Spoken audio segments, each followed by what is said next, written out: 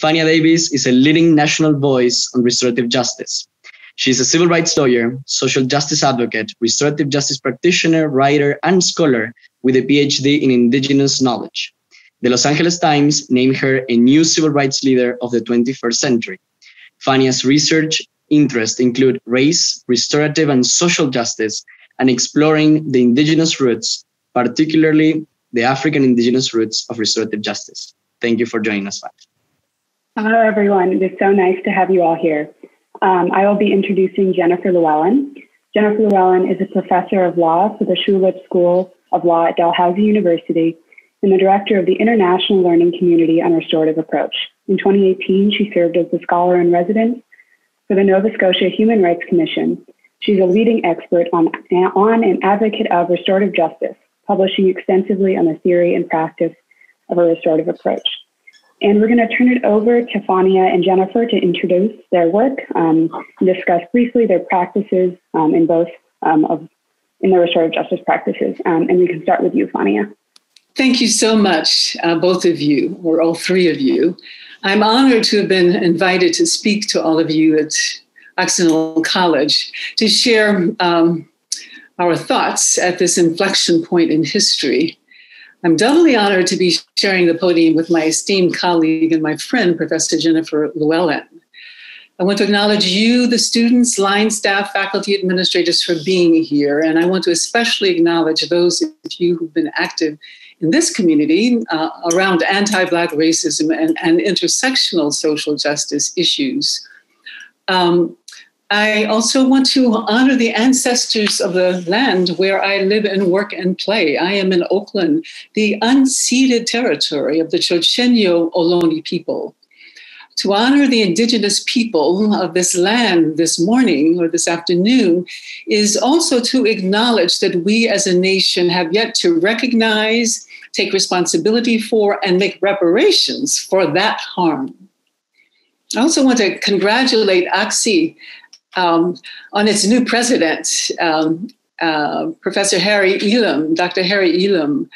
And I want to also congratulate him for being chosen to come to OXI. I have a personal, well, not much of a personal relationship, but I have a personal connection. My daughter studied with him, some theater with him, so I was so happy to hear. Of course, I'm also very impressed by all of his work, social justice work, his theater work, his scholarly work. So congratulations to both Professor Elam and to OXI.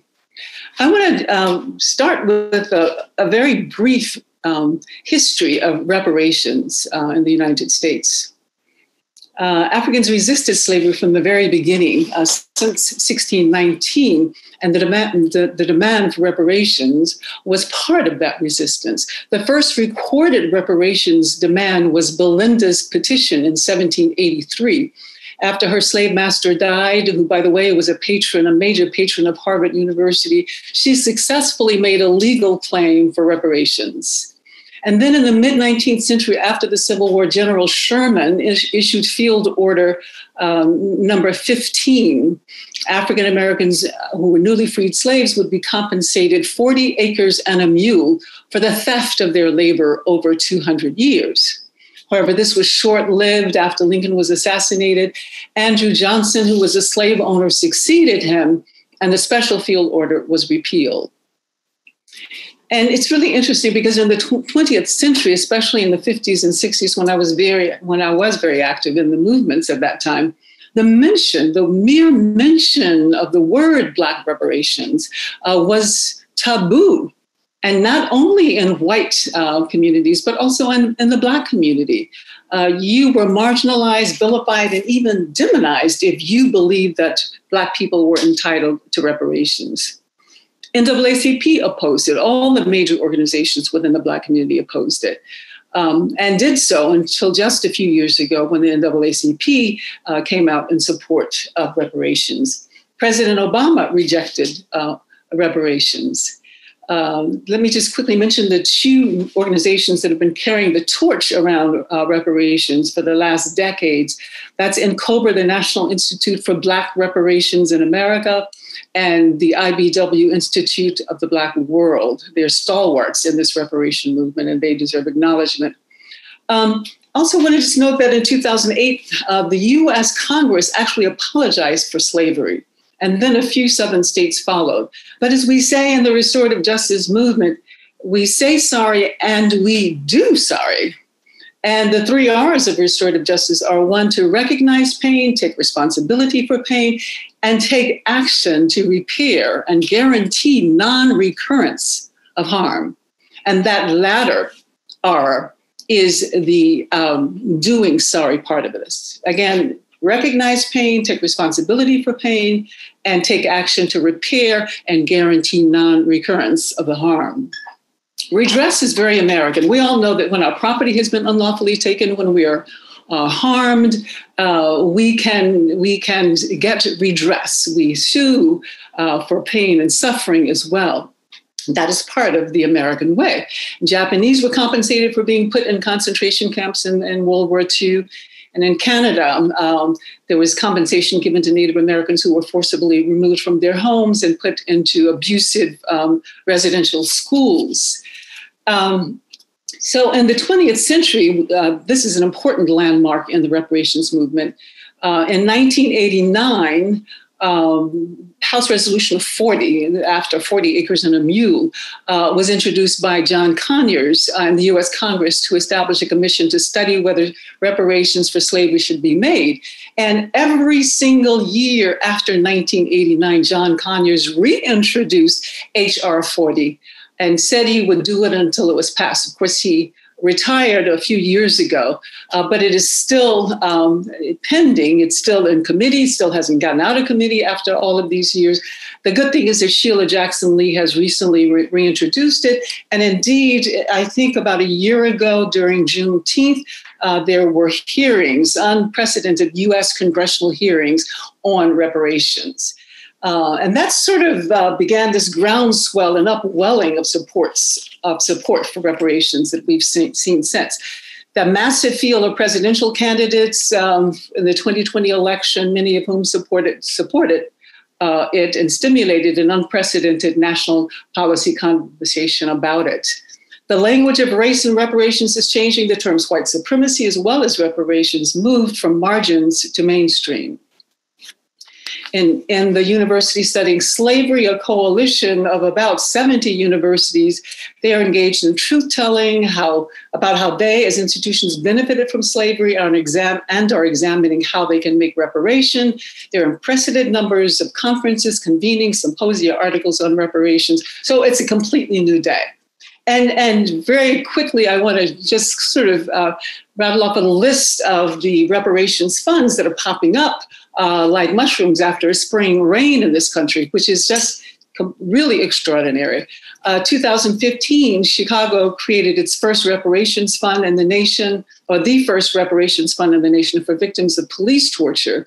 2017, Charlottesville set aside $4 million in a reparations fund for housing, education, income, and youth development. Evanston, Illinois, in 2019, I believe, adopted a reparations plan that calls for using $10 million collected by the city in cannabis sales taxes for housing and economic development. Other cities, Providence, Rhode Island, Asheville City Council formally apologized to its Black residents and is establishing a reparations fund as well.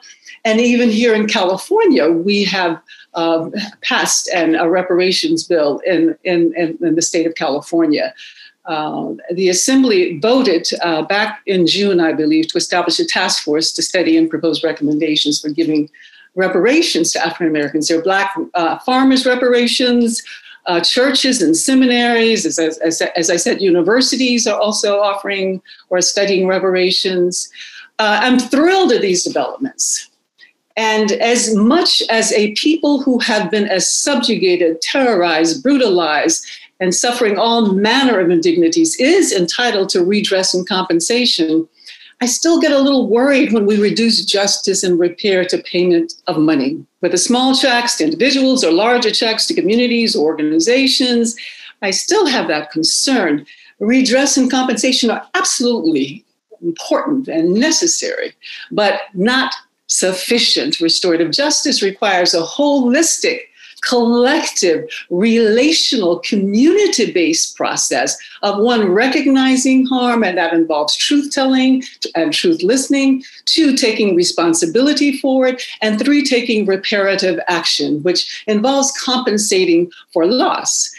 And it also involves preventing recurrence, and that's a huge part of what justice requires. How do we keep this from happening again? There is so much injustice in this world. Injustice caused by colonialism, racial capitalism, slavery, the slave trade, land theft, genocide, structural racism, heteropatriarchy, mass incarceration, xenophobia, and climate catastrophe. We need justice, no question about it. And we need reparations for the harm from all of those things. And for centuries, these iniquitous systems have been enacting unrelenting, unfathomable trauma to our mind, bodies, our families, our communities, our earth. We need healing. We need both justice and healing, not one or the other. If we are to move into a new future, this is absolutely essential. If we don't abolish all structures that intentionally, systematically brutalize and subjugate Black people and envision new ones, Black lives still won't matter. And if we don't heal the trauma, that trauma will keep reenacting itself, the trauma of racial terror, the trauma of racial violence. Structural transformation and relational transformation are needed. So if we're to ever heal as a nation, history calls upon us to offer both redress and reparations, but also we must continue to tell the truth about our history, abolish policing and all other institutions that systematically brutalize Black people, and imagine and build new futures where Black lives matter. And it's so encouraging for me to see how we are doing that all over the country, especially with reimagined public safety. Restorative justice offers justice and healing. Restorative justice circles and transformative justice pods exemplify the kind of liberatory spaces where we can imagine and practice new relational ways of being and imagine new futures, both structural and relationally. I think I'll end there. Great. So what an incredible honor it is to be part of this conversation and to have the opportunity to do that with the incredible Fania Davis, who I learned from and I'm incredibly inspired from in my work every day. So I bring you greetings from Mi'kma'ki, which is the unceded territory of the Mi'kmaq people in which I live, which is known as Nova Scotia, and it's on the east coast of Canada. It's not lost on me that I'm part of this conversation in a moment that is so very significant and difficult and worrisome for so many of you in the United States right now. It is in our consciousness every minute, as well in Canada as we travel alongside and hope along with you for the resolution of this divided moment in which you find yourselves. And so I know this is an important moment on a whole bunch of levels to be in conversation today. I think to start, I want to pick up where Fania has so ably brought us to in starting this conversation, which is to really think about the importance and potential of a restorative approach to justice in this moment, and to inform our understanding and our pathway forward in seeking justice in this moment. What Fania has so very helpfully framed is something that can be challenging for some within the restorative justice movement as well, right? Which is to resist the temptation out of some of the history of the development of restorative justice as a set of practices or processes, or as creating well-intentioned and much-needed alternatives alongside criminal justice systems or as part of criminal justice systems that in some way restricts, even if it was sort of inspired by, but restricts this broader understanding of that rests at the core of this different vision of justice, this different understanding of justice, and to the demand then to bring that different vision to light in the ways in which we seek and do justice. So I guess I want to ground this conversation that we're going to have in saying that, I think we really need to be taking seriously, as Fania outlines, the relational commitment to this vision of justice that restorative justice demands and frames, right? This understanding of justice as about just relations, and an understanding in radically connected ways what that requires of us, right? That it requires, in Fania's words, not just saying sorry or being sorry, but figuring out how this is a catalyst to do sorry in this moment. What I think is so powerful then about moving from thinking about restorative justice at only the interpersonal relational level, right, or at the level of new practices and processes by which we can bring people together, is to think at the structural and systemic levels about the implications of viewing justice and injustice through this relational lens. And that does require us to think about the importance and significance of the work of reparation, not in this narrow, backward, evening the scales way, but in view of its significance and role and importance in terms of building the conditions, creating the conditions for just relations. In Canada, we've been deeply engaged in thinking about the demands of reconciliation with Indigenous peoples in a nation-to-nation relationship.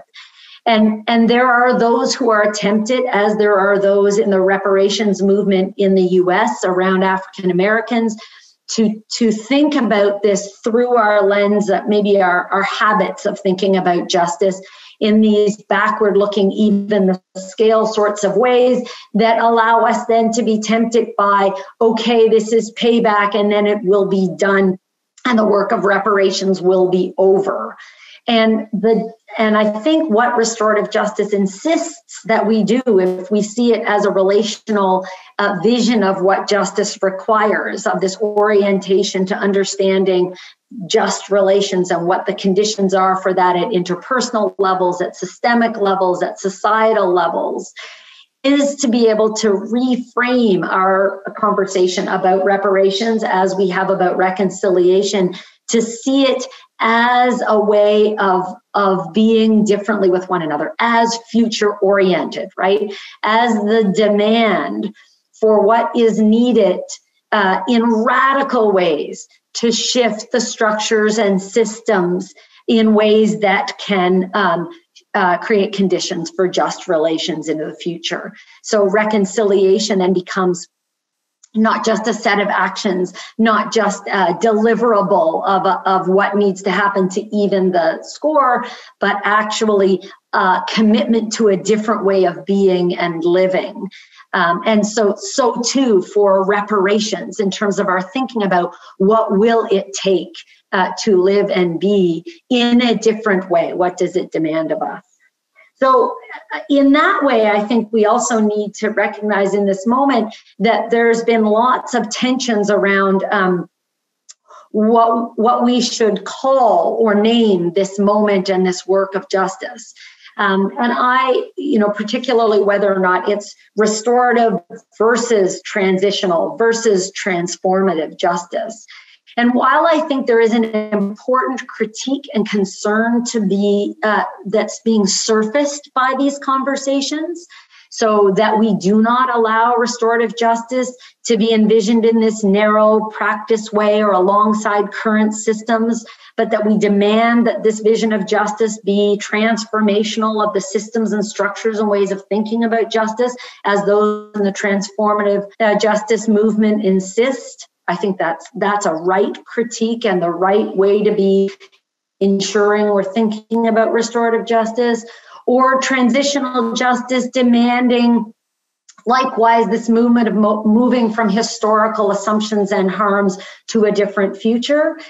I do worry in this moment that if we spend a lot of time paying attention to which of these best describes it, what we will be missing is the moment of unity around what is required of a different vision of justice in this moment that stretches across those who have been calling for justice that is transformative of our relations at the level of our interpersonal relations and as they are structured by systems and institutions and societies. And so I think that's the conversation we can be invited into. I think that's the place and space that those who are thinking about restorative justice and transformative justice and transitional justice in the context of envisioning a future different from our past can be united in, and I think that's the kind of foundation for our conversation, or the way that Fania and I come to this conversation today.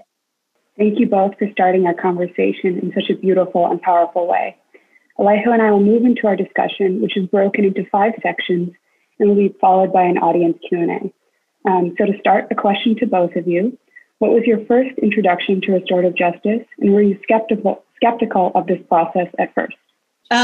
Well, my first introduction was actually quite positive. I had been searching as an activist who was filled with rage and anger for so many years, decades. I had reached a point where I felt burnt out, and that led me ultimately to a PhD program. I shut down my law practice temporarily and entered a PhD program that allowed me to study with Indigenous healers in Africa. And when I finished that program and returned to the US, I went to this conference on restorative justice, and a presentation was made by a man by the name of Ronnie Earl. And I was just completely smitten, and it was an epiphanic moment for me because I thought that restorative justice would allow, or because it felt that restorative justice allowed me to integrate both the healer and the warrior in me.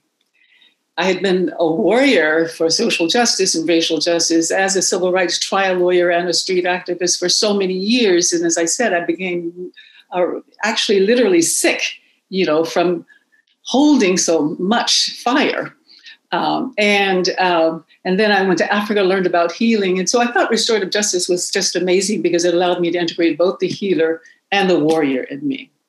So I was really excited, and I went to all of the conferences and met all of the leaders and read all of the books. And just very briefly, I have to say, though, that when I started doing research, I was quite disappointed and stunned to find that I could find no writings of the millions, of the thousands of articles and essays and books.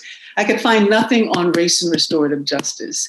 And so that led me to understand that the restorative justice movement at that time really had little or no racial justice consciousness. So that was a worry. That's for sure. But I also want to say that is changing clearly. And I won't talk about the details of that now. And I think that's why so many people in the transformative justice movement didn't see or don't see restorative justice as being transformational. That early way of seeing restorative justice, not everybody, but most people in the restorative justice movement saw it more as a social service to bring about healing interpersonally rather than as a social movement, transformative movement. Yeah, so I think my first experiences of a restorative approach to justice were both within Indigenous communities in Canada around social justice issues, including in our context, a sort of a transformative moment in Indigenous settler relations around a standoff in a place called Oka, Quebec. And so being involved in some of the ways in which the Indigenous community responded in that moment. And I was quite young, and so that was quite formative. And then my other sort of significant introduction at a kind of a practice level, where I'd been studying and thinking about theories of justice, was in the context of the South African Truth and Reconciliation Commission. So that had certain impacts, right, in the way in which I understood restorative justice, not in that frame that was developing sort of domestically and alongside criminal justice in a more kind of service or practice or process level, but because those were larger scale responses and processes to dealing with pasts and imagining different futures, and at the level of sort of worldviews. So I have to say that when I first started to encounter how restorative justice was being used as a practice within certain systems and structures in that service way, it did feel disconnected for me, or in worrisome ways, about the way in which it might be about compliance, or about a kinder, gentler way to get to yes, or to the way things should work, or that the heart and soul of that vision of justice pushing for transformation was either missing or harder to ensure was part of the outcome. And so that did shape, I think, the way in which then I engaged with thinking about the development and the potential for those kinds of processes to take up that opportunity to be transformative of the very systems they were working within or alongside.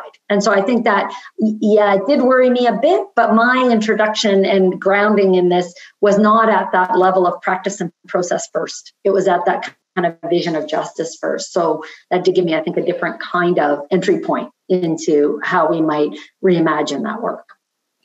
And Caroline, if I can just add that, we are seeing a great transformation in the restorative justice movement, especially as people of color and formerly incarcerated people join its ranks. And that has been really probably only in the last maybe 10 years. And you can go to conferences. If you went to conferences, Jen, I'm sure you were there, and some of you online, Gail Buford and others, you went to mostly white conferences at the National Restorative Justice Conferences back in 2000, probably up until 2013 even. But today, if you go to conferences like the one we had in Oakland in 2017, we had just a large number of youth, formerly incarcerated youth included. We had a large number of formerly incarcerated people. We had a lot of community people there, as well as judges and district attorneys and other justice professionals. So we're seeing more books. There's the book Colorizing Restorative Justice that recently came out. Living Justice Press. There's my book, Little Book of Race and Restorative Justice. And so we're increasingly seeing far more articles and books on the subject of race and restorative justice. And so that there's definitely a shift of consciousness within the restorative justice movement. I want to thank you very much for these comments. I think they're powerful and incite a lot of more conversation. So thank you for that. And also to everyone who's participating in the chat. I think these community conversations get stronger when all the voices are heard. So thank you very much. I appreciate those voices and comments coming in. So we want to encourage that to happening and bring more voices into conversation. We want to move also into a more current situation. We're in the midst of uncertainty in the social-political scenario in the United States right now. We want to bring the intersections of truth-telling and racial justice into conversation with Jennifer and Fania today. So we are living in a polarized society. We see that from all results, at least in the political level. In some discussions on reparations, there is profound division between different groups. So we wanted to get into the conversation of truth-telling, asking you if it's how and if it's possible to achieve truth-telling that is spoken with the aim of transformation in this society. And what does this type of radical truth-telling looks like based on your introductions today? I think this is a really important question, right? And in some ways, it raises the same sorts of demand that Fania was making at the beginning, that we locate conversations about reparations, not dislocate it from the other parts of the work of justice, because that kind of comprehensive, holistic way of thinking about what's required for the work of building just relations to happen needs to be before us. So maybe I'll just say this and then turn it over to Fania, who's been giving an incredible amount of thought to this moment where, particularly in the US, but not only in the US, where we've seen this demand for being able to speak and hear the truth, but also to make the truth matter, right? For that this moment of shifting our narratives about who we are to one another, who we have been to one another, what our past is that must shape our future differently. That this work of truth-telling, it's tempting sometimes, and we've seen this in some of the truth and reconciliation movements around the world, to sort of think that the truth will set us free, or that actually what we need is this kind of factual accounting of the truth. And I think this short sells, actually, what is so significant about truth-telling as part of justice work, which is that it is fundamentally a relational exercise that we need to be about. That truth-telling is not just about setting the record straight with all of the facts, but creating conditions in which those facts will matter, right? That we are creating the commitment and the capacity to hear and understand one another, to shift our fundamental orientation of our, in terms of our understanding of ourselves, and dislodging and naming sort of privilege and position and role, but also of our relationships with one another.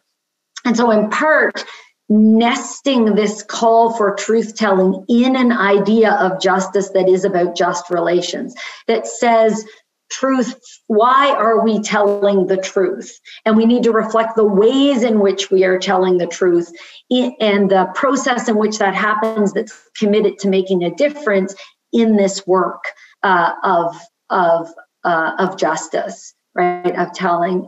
So I'm not clear the sort of linear tell the truth, establish the facts, and then move to doing justice is adequate in this moment. I think we need to be much more radical about thinking about what's required for truth, what's required for it to make a difference. Why do we need to not only tell, but create conditions in which the truth will be heard and make a difference? And that is uniquely some of the work that at our best restorative justice processes, transformative justice processes are about. And so I think we need to be taking a much more holistic approach to this demand for truth-telling to really see it in that light.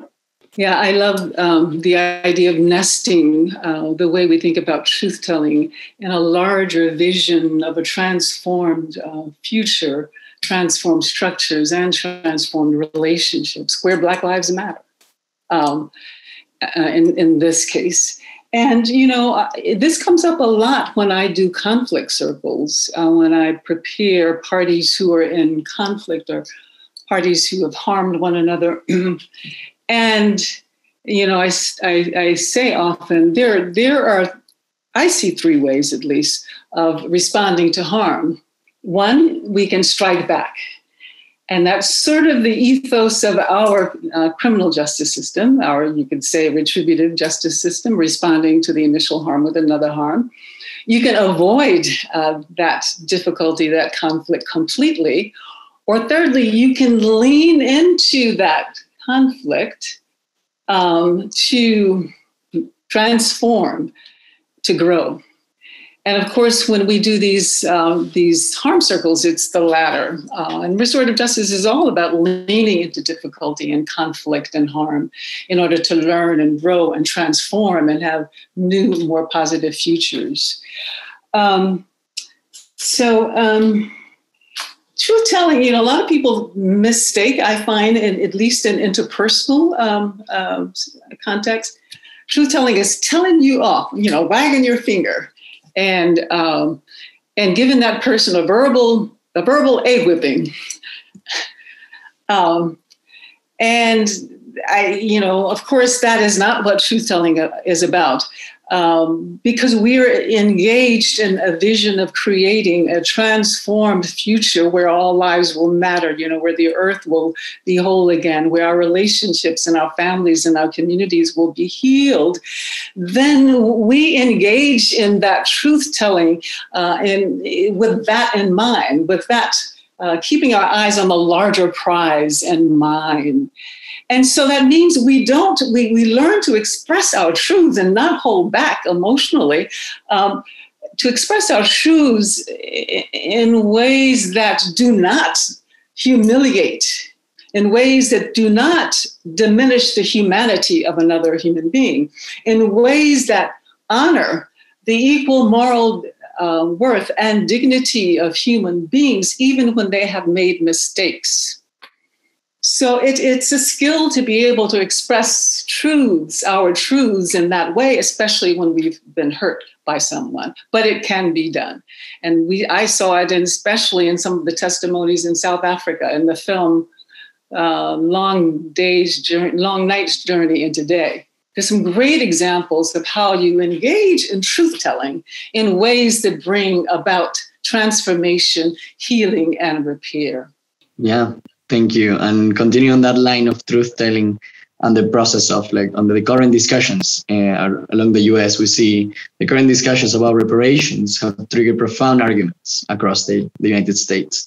So we're wondering, both Karen and I, if you could discuss the current reparations movement in the US following the theme of our discussion on truth-telling and trying to see different ways of reparations. And if do either of you have any predictions for reparations at the local or the national level?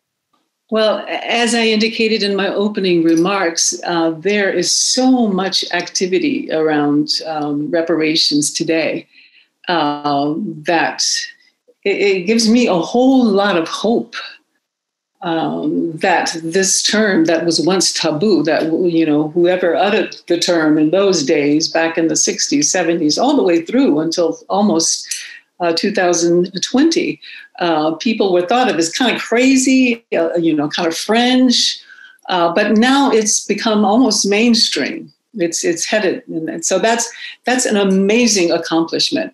Because this is something that Black people have been seeking for 400 years, as I said earlier. The reparations movement really started then. So it feels like a great victory for us right now that reparations is being talked about in so many different places, including halls of power. I'm a bit concerned that when it's divorced from a process of healing, a process of truth-telling, a restorative process, that it will not prevent recurrence. We can make public investments in housing and public investments in health, public investments in youth development, for Black people to compensate them for historical harms. But if we don't engage if we don't abolish essentially systems that subjugate Black people, if we don't reimagine new ways of ensuring public safety or new ways of taking care of people in the economy, then Black lives will not matter. And recurrence, we're going to see repetition of the harm, basically. And, basically, I think that to ensure public safety and to prevent recurrences, we've got to start looking at things like defunding the police. And I prefer to put it in the positive, re-envisioning public safety. How do we re-envision public safety that relies on communities and healthy relationships, healthy communities? And how do we create those healthy communities and those healthy relationships? I think restorative justice certainly offers a pathway to get there. So as long as we don't, I think we need to couple more relational strategies like restorative justice and transformative justice to the reparations movement of paying, significant sums of money, which is definitely needed. Then, as I said, we're going to continue to repeat that harm. If we don't engage in healing. Trauma science tells us if we don't really face trauma and process it in intentional ways, we are doomed to repeat those traumas. And we see that throughout history in this country. From slavery, we abolished that, but from slavery, we went to convict leasing. We abolished that. From convict leasing, we went to chain gang. We abolished that. From chain gang, we went to debt slavery. And then all the way up until today, lynching, well, not today, but lynching, especially in the earlier part of this century, of the 20th century. And today, mass incarceration and police terror. We keep repeating history. And we will continue to do that until we engage in a process of healing and transforming both structures and relationships. That was a little long, sorry about that. I'll be quite short because Fania has done the work of answering the question so incredibly well, right? I mean, I would wholeheartedly agree, and I think underlying some of the conversations about reparation, which we don't get to unravel enough to look at and talk about, are assumptions about the meaning of justice, right? So I think we actually need to bring a restorative approach to justice, an understanding of justice in this orientation to just relations, to bear on our understanding of reparations, not to answer yes or no, but to be able to do exactly what Fania has asked, right? Is to say, what work then do we want reparations to do? What part of how are they a mechanism for justice? So if we have a vision of justice that is looking at our past in order to rebuild or think about, construct a different future, the sort of future-focused orientation of restorative justice. Not that says bygones be bygones, but that says, why is it that we need to look at the past which shapes our present in order to think about the conditions and circumstances we need to build for a just future? And what then are the reparations needed to achieve that? So when reparations get thought about through our familiar kind of retributive lens of justice, they do wind up being about evening the scales or about payback or stuck in the past in a way that can't do this work of systemic and fundamental change. So the defunding police movement is a great example of that, right? Where absolutely we need to be thinking about not only defunding as a mechanism of sort of a punitive response or rejection, but to use that as a catalyst to be saying, then if not policing, if that's not the way we want to secure our safety or pursue justice through the enforcement of laws and order, then what is required in order to assure our safety and to see justice done, right? What kind of a framework is it? Is it a radical kind of framework of care and just relations? And what would that require? That is the work of reparations. The work of reparations has to be much bigger in some sense than it is sometimes imagined, if it's actually going to be an enduring demand of changing structures and systems. And I do think that our sort of future-focused, action-oriented, comprehensive, relational way of thinking about justice through a restorative lens brings a lot to that kind of vision of the work that reparations would need to do, and then what they would need to look like and what processes would be needed to assure that they have that impact. Also, I wanted to add that my concern about the current reparations movement is that it is not radical enough, it is not transformative enough. If it does not interrogate and challenge these systems that have historically subjugated and terrorized Black people and re-envision and abolish and re-envision new approaches, I'm very concerned about that. And whether we're talking about educational systems, justice systems, economic systems, and as far as economic systems are concerned, I think a conversation about reparations that does not also touch on or interrogate racial capitalism is not going to ultimately prevent recurrence. It's not going to actually, do that kind of justice that we're talking about. And I call it racial capitalism because there was no capitalism, there was no Manchester without Mississippi. There were no factories without plantations. There were no wages without whips. That is the origin story of capitalism. In many ways, that's the origin story of racism and slavery and the slave trade and genocide and all of these harms that we're still suffering from today. So I feel strongly that reparations movements need to really look at this issue, this issue of how do we transform, how do we abolish and envision not just new systems of public safety, but new school systems, new health systems, and new economic systems, fundamentally. Okay, we're going to shift a bit to think about restorative justice in both theory and practice, particularly as it relates to Indigenous knowledge. So how can restorative justice movements root themselves in Indigenous practices? And what are the main tenets of Indigenous restorative justice? So I think it's a great question. And I think for me, particularly in the Canadian context, I think we need to be thinking very carefully about how we do not disconnect practices and processes that are deeply reflective of a challenge to worldview. Right. So one of the risks that I think we run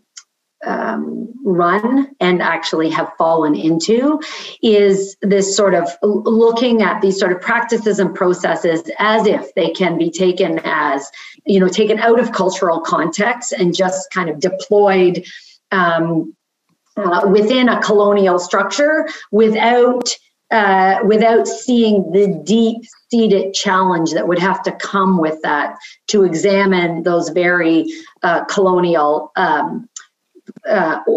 structures, ways of thinking, of imperialism that allows people to just sort of reach in and think, well, that practice looks really good there, and we'll just sort of adopt it over here.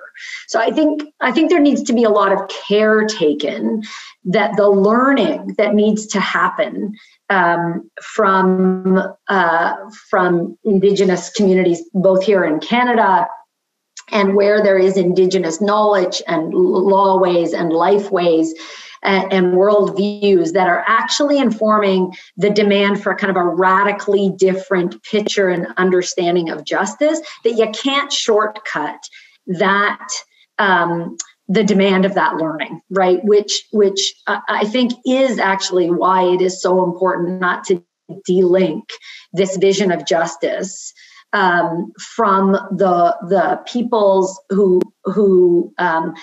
have a deeper knowledge and understanding of that vision of justice and that worldview, because it has remained significant and important in their lives and their experiences of the world, right? And so I worry a lot about systems pulling out practices and training in them and disconnecting them, because I think the very challenge that ought to come with that different vision of justice, a challenge to privilege, a challenge to colonial power and the structure of institutions, and gets lost in that translation. So in the Canadian context, what I can say is there needs to be, that doesn't mean that we don't need to take seriously that knowledge and understanding and worldview and what it means for our institutions, our mainstream institutions that are reflective of those sort of imperialistic, colonial, privileged ways of working, but that demand is much deeper than I think has been often taken up. So there needs to be respect for knowledge holders and that nation to nation and what it is that we're actually trying to learn. And then there's a responsibility on those who are bringing that kind of knowledge into other contexts to really be doing their own work, right? So their own work to have to do the difficult examination of who we are and what difference that makes and how it challenges ways of thinking, and not just think that we're importing knowledge holders to tell us how we can be like Indigenous peoples. And so I speak in this context from someone who lives a life of white privilege. I live in those colonial kind of systems. And so I think the demand is much deeper for the kinds of radical conversations and re-understanding that would have to happen in that moment, and the sort of centering and privileging of those who hold this knowledge in this context, both Indigenous peoples and those who sort of in bell hooks kind of language, by virtue of living on the margins, have a much broader and more in-depth and epistemic privilege, a place from which to know more about what justice means and demands in this moment. And so that does mean some of us getting out of the way, which is what I should do now. Thank you, Jennifer.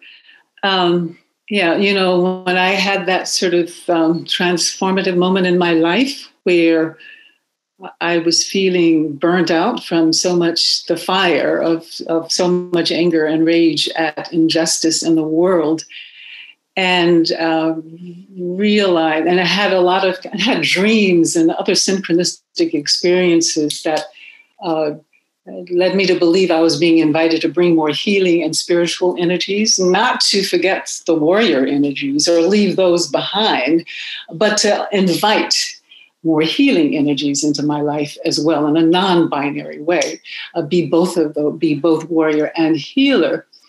When I kind of explored African Indigenous knowledge and healing systems, I was so impressed with, first of all, I was just saddened that, the slave trade and slavery separated me from this vast wealth of these vast technologies of healing, of peacemaking, but glad to begin to recover them. And I began to realize what technologies of the sacred Indigenous peoples have, and technologies of healing and peacemaking. And we can learn a lot today from those pre-colonial and pre-capitalist and pre-genocide, pre-land theft ways of being in the world. Not saying that we should mimic Indigenous peoples, but certainly be inspired by their cosmologies and their epistemologies and their axiologies. And that's what I love about restorative justice, that it's fundamentally inspired by a decolonized vision of justice that affirms humans' equal moral worth and dignity, that affirms the inter-identity, that affirms our relatedness. And I think, those kinds of ways of being present in the world can be a kind of medicine for what we need today, along with having an anti-capitalist consciousness, an anti-heteropatriarchy consciousness, of course, racism consciousness. But I see, and it's not just, white people have Indigenous roots too. And that's one thing I like to, that's one of the things that I'd like to really urge white people to do, is to really do some of their own ancestral research. And kind of like what I did in recovering my Indigenous ceremonies and herbs and those kinds of things. Because I think, as I indicated earlier, that this can be very helpful to us in this time of just massive dislocation and harm and chaos. So I think that would be great to transition into audience Q&A. So the microphone is up to the audience if they want to use it, or if they prefer the chat function, we can read out loud your questions. And sorry for taking up so much, but I think everyone has been very connected and willing to listen to everything that Jennifer and Fania have shared, which has been amazing. So I'm reading right now that what would be your advice on implementing restorative practice in school? Well, Jennifer, why don't you answer that in terms of university level education? Sure. I mean, I think this might not be a surprising answer given the sort of more integrated call we've been making for how we think about things. So one of the worries, I think, about the way in which both universities and schools have sometimes adopted restorative practices is that they do so in a way that isn't holistic, right? That envisions actually that these are or can quickly become practices that are about compliance and about being more efficient and effective, and maybe kinder and gentler in the way in which schools and education and institutes of higher learning work, but not changing how they work. And I think particularly some of the incredible work that our Joy and some of the work that we've seen happen on campuses, that's not just deploying these practices as alternative justice mechanisms, much like we see restorative justice sometimes develop alongside the current criminal justice processes, but instead actually think about education and inclusion and belonging and sort of that larger kind of question about the context and conditions and culture on campuses that's intimately connected and tied to the way in which we react when there is conflict and when there is harm and need to do so differently. So one of the things I'd say I think is fundamentally is important is recognizing that a restorative approach has to be grounded in a vision of education, of community, of participation, of sort of some of the radical changes that need to happen at systemic, institutional, cultural, and relational levels. And so you can't just use a practice in one place and imagine it will make that kind of change. Now, it doesn't mean you have to wait for the entire system to change, but it does mean if you're going to start somewhere, you have to realize you're starting somewhere to go everywhere, right? There has to be a way in which this is embedded in a why are we doing this? What is our vision? Rather than seeing the potential of these tools to be co-opted or absorbed within existing systems without allowing that transformative impact. And so I think that's important in individual schools. I think that's really important on university campuses, that you think about why we're doing this and what this vision is for the way in which we will work, whether you're starting at the level of individual kind of conflicts and trying to use those as catalysts for change, or whether you're starting dealing with larger scale sort of systemic issues and seeing how then that needs to land on the day-to-day. Just to add briefly, my experience has been more at K through 12. And a few things about starting a new program. You want to engage the entire school community as much as possible in the process of deciding to implement a restorative justice program at a school, so that it is not experienced as something that's being done to the school community, but done with the school community. So engaging them before any formal decision is made is really essential.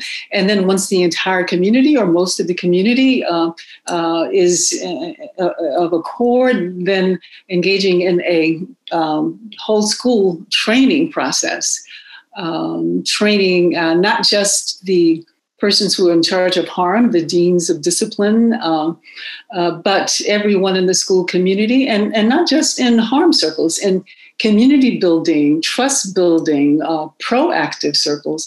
This, as Jennifer was saying earlier, the power of restorative justice to build relationships and create tighter communities and build trust before harm has occurred is really an important role of any whole school restorative justice program. We like to see 80% of the circles or conversations being these kinds of community building organizations, proactive, preventive, you could say, building community capacity to engage in ways that bring about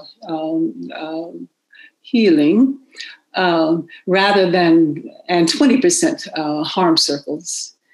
And the third thing I would like to say about this is be very aware of racial disparities and of gender inequality and gender expression bias, and how restorative justice can address those issues in the school setting. So there's a great question about restorative justice and reparations in the questions. I wonder if, Caroline, if it's okay if I address that and then sort of prompt Fania's thoughts on it. I mean, I think there's a concrete question from Glenn that says restorative justice and reparations often seem worlds apart, especially in terms of the scale of proposed practice. How do we connect them? And then gives an example of the Black farmer settlement that Fania indicated from USDA. I mean, one of the things I think this question zeroes in on, and Fania raised in her introduction, is what work we want reparations, particularly when they're financial, to do. It's not to say that financial reparations are inappropriate or we shouldn't think about them or we shouldn't, but what meaning and what impact do we want them to have, and what are the required conditions for them to do that? So it's on a smaller scale example, in Nova Scotia, we had reparations provided, so payout under a class claim, actually, and in terms of reparations for a class of people who were placed in the home for colored children. What was really interesting about that is those payments often come in the sort of settlement of class claims or those kinds of historic injustices, but they often are not capable of then doing the symbolic work that we want that money to do. In fact, sometimes they can over time become sort of disillusioning, because you got the money and you got the payout, but it didn't actually make any difference. And then it starts to feel like it was just a payout to be quiet and for this to go away, rather than a symbol of some commitment to be sorry or to change. And so this question about what opportunity does the reparation movement in this moment offer for us to be then thinking about how to approach that reparation work through a restorative lens, right, through restorative justice, might raise questions like, what kind of conversations need to happen in order for the reparation commitment to be meaningfully understood by the broader community or by those who are beneficiaries and receiving it? What conversations need to happen so that both the tangible impact and the symbolic impact are actually felt in a sustained way that makes a difference? Or how do we make decisions in the context of residential schools in Canada, for example? There were many payouts around reparations that actually were very destructive in communities, because there was no opportunity to approach that reparation program in ways that allowed the community to come to imagine how they'd like to receive those, or what difference they could make in a sustained way for the future.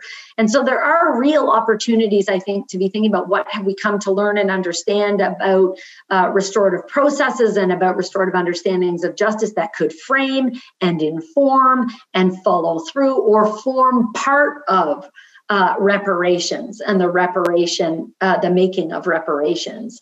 And that they don't have to be an either or one come before the other, but rather, what if we took a principle-based approach, a sort of a restorative justice view of how reparations would be undertaken or determined or implemented? There are lots of opportunities, I think, for that to be framing and informing and supporting that really important work that's underway. Yeah, and just to add, Jennifer, I think that ideally a restorative approach would suggest that we involve community from the start, from the get-go, in envisioning reparations and what we want to accomplish with reparations and what they should look like. Rather than these demands coming from a single organization or a higher up, a process that starts at the bottom from the very, very beginning. And I'm thinking right now about Minneapolis after George Floyd was killed. And there were a lot of cries to defund the police. And the president of the city council announced to the press that they had decided unanimously to defund the police. The city council had. And so the press said, what? How are you going to do that? And what does it look like? And she says, I don't know. I don't know what it looks like. But the community of Minneapolis knows what it looks like, and we're taking it to them. And then they said they were going to use the truth and reconciliation process to engage the community in this envisioning about what public safety would look like in the future. So engaging the community, whether in schools, as I talked about earlier, engaging the community, in this case in reparations, would add a lot in a restorative, kind of vision, way of looking at it, and an approach. I think that I'd love to see that in the reparations movement today.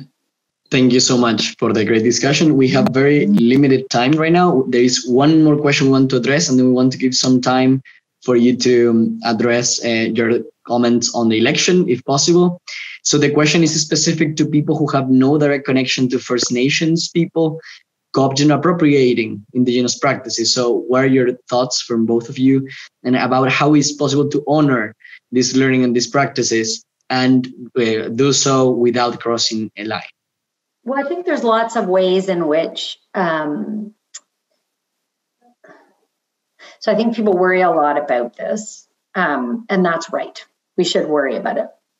I think in part ensuring that we're constantly checking what questions are we asking about why we're using particular practices or processes, and that it's rooted in trying to think or rethink our understanding of ourselves, of our location and our histories, and why we're actually thinking differently about justice and trying to work differently for justice. I don't think that it should be a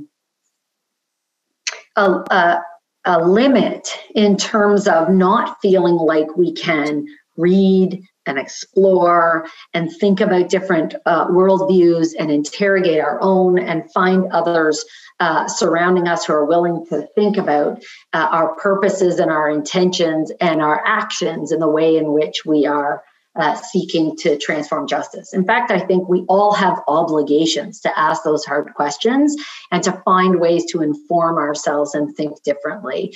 I think where the appropriation comes is using it for our own purposes without actually interrogating any of that structural or systemic things, without ever asking questions about privilege and for what purpose are we doing this, without ever doing any of that work that actually demands us to think differently about justice rather than just pull some different tools off the shelf in order to keep doing what we do, just doing it in a kinder, gentler, or more efficient or effective way.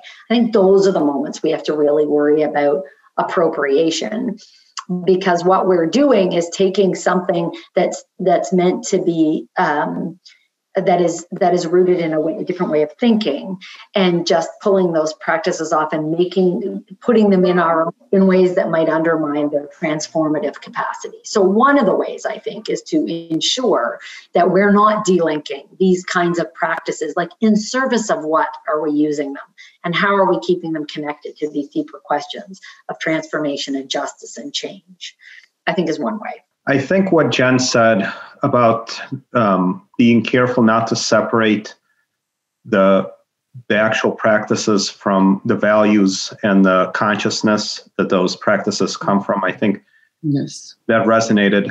The concern I have is exactly that separation, seeing how